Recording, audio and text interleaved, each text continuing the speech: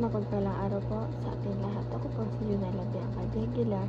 Ito po ang aking day 195 devotion para sa ating 365 daily devotion na pinamagatang ano ang nakikita mo sa salamin.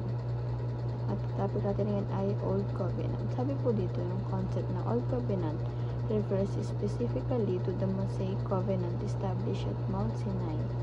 It was a divine agreement between God and Israel, filled with detailed laws and rituals. Its purpose was to restrain sin, govern God's people, and ultimately point to the coming Messiah. True glorious in its time, it was always meant to be temporary, a shadow of the better covenant fulfilled in Christ. At ang Bible verse po matagpuan sa Hebrews chapter 8 verse 13. Sabi po dito, by calling this covenant new, He has made the first one obsolete, and what is obsolete and outdated will soon disappear. Sa Tagalog po, sabihin ng Diyos ang tungkol sa bagong tipan, pinawarambisa niya ang una, at anumang nawawalan ng bisa at naluluma ay malapit nang mawala. At ang teachings mo natin ay number 1. The Old Covenant is a mirror. It reflects our sins. Diba? Yung Old Covenant po, salamin siya. Siya yung salamin sa atin, diba? Nire-reflect natin yung kasalanan natin dati na hindi pa natin nakilala sa ating Panginoon. Ang ating Panginoon, diba? Yun yung meaning ng Old Covenant. Yung siya talaga yung mirror. Nagre-reflect sa mga kasalanan natin, sa mga natin sa mga makamundong gawa. Hindi tayo sumusunod sa ating Panginoon. Di ba? Ang dami natin hindi ginagawa para sa Kanya. Ayun po. Yun po yung Old Covenant. Number 2 po. The Old Covenant is a judge. It condemns us. Ito po. Di ba kami tinatawag ng final judgment? Ito rin. Parang kinukondem tayo, paparusahan din tayo nun. Di ba? Kala natin pag natin sa tupang perfecto tayo. Oo, perfecto tayo sa paningin ng ating Diyos. Pero syempre pag final judgment, diba, yung mga kasalanan na meron sa atin, may kalakip na consequences yun na kailangan nating harapin. And number 3 po, the Old Covenant is a tutor. It points to Christ. Ito po, diba, nagkakasala ka tayo, may tutor naman. Parang tinuturuan tayo kung paano.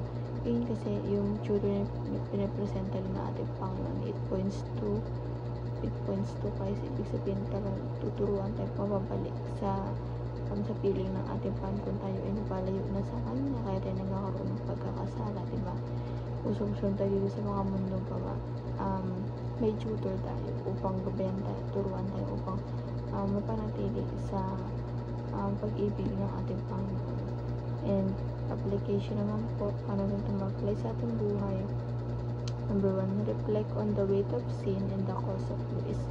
Ito po, i-reflect po natin yung bigat, yung timbang ng kasalanan natin, diba? Talagang kung isa-isa mo, hindi na siya kasya, hindi na siya kaya, diba? Sobrang natin daming kasalanan bilang isang tao, and the cause of grace, and yung cause po ng grasya na binibigyan ng ating Panginoon. And number 2 po, rejoice in the freedom and grace found in Christ. Ito po, magbunyi po tayo, magsaya po tayo dahil diba sa kalayaan na binigay ng ating at sa grasya na natanggap natin sa ating Panginoon Hesukristo, no?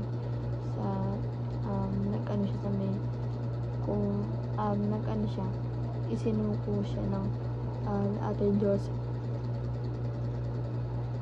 Talagang grabe yung pagsakripisyo at pag-ibig nila para sa atin. Talagang hindi na nila pinabayaan na malubog tayo sa kasalanan, diba?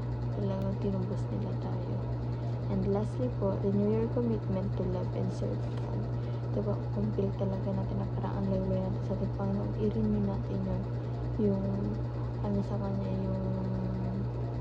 i-renew natin yung pagpapala, yung blessing na hinahagad natin upang sa ganun hindi tayo mapalayo sa Kanya. Talagang protected tayo sa ating mga ginagawa. And sila po ang aking devotion ngayong araw. Sana po may natutunan kayo at to kwentuhan to na i-share sa ating mga mahal sa buhay. God bless po. Sa